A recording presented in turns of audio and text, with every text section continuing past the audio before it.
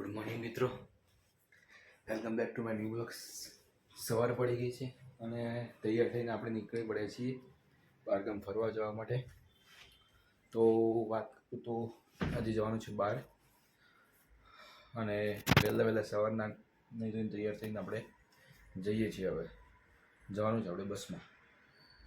તો બસ આ છે, અત્યારે બતાવું તમને રસ્તામાં કેવું છે અને ક્યાં ક્યાં જઈએ છીએ. આજે એક સ્પેશિયલ જગ્યાએ જવાનું છે, તો જઈએ.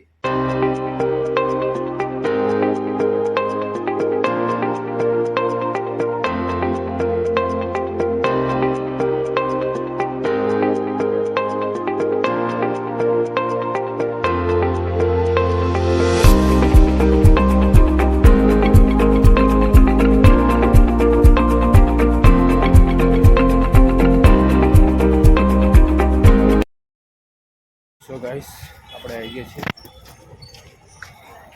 માતાજીના મંદિરે, ઉમિયા ધામ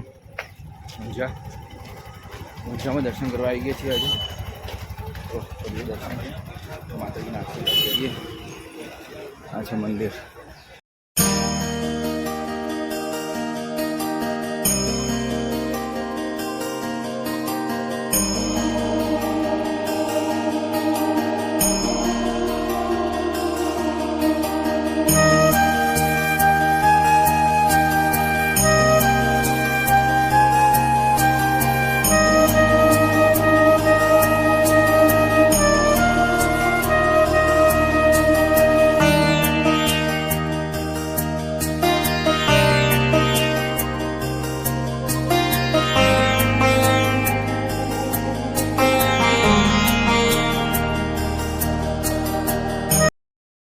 સો ગાઈસ, માતાજીના દર્શન કરીને આવી ગયા છીએ અને અંદર ફોન અલાઉડ નહોતો મંદિરમાં, તો એનું અંદરનું માતાજીનું શૂટિંગ ના થઈ શક્યું.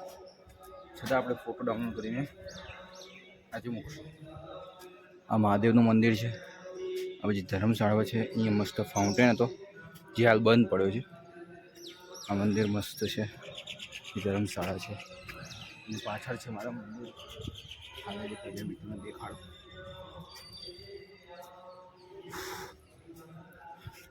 આ છે મંદિર, મંદિરની ધજા.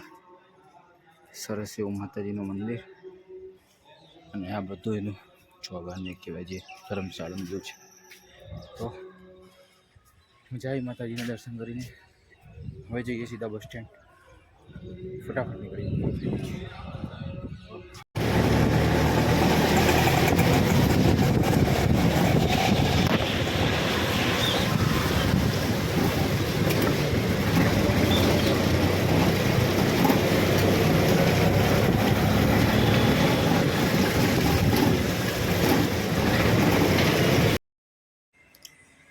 અમને નાની નાની બિલાડીઓ જોવા મળી છે. તમે દૂધ પીવું રહી જુઓ. નાની નાની 3 બિલાડીઓ છે. એની મમ્મી પણ સાથે જ છે. નાની નાની મસ્ત 3 બિલાડીઓ છે.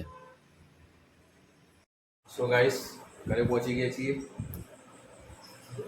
10 કલાકના બસના ટ્રાવેલિંગ પછી ઘરે પહોંચ્યો છું. તો બહુ થાક લાગી ગયો છે, કંટાળી ગયા છે. અને આ છે આજે મારા ફોનનું નવું કવર આવ્યો છું, સરસ છે. તો આ છે. બાકી હવે લગભગ આજના બ્લોગમાં આટલું જ છે. તો મળીએ આવતીકાલે. આવતીકાલે બી બહાર જવાનું છે, તો મળીએ કાલે.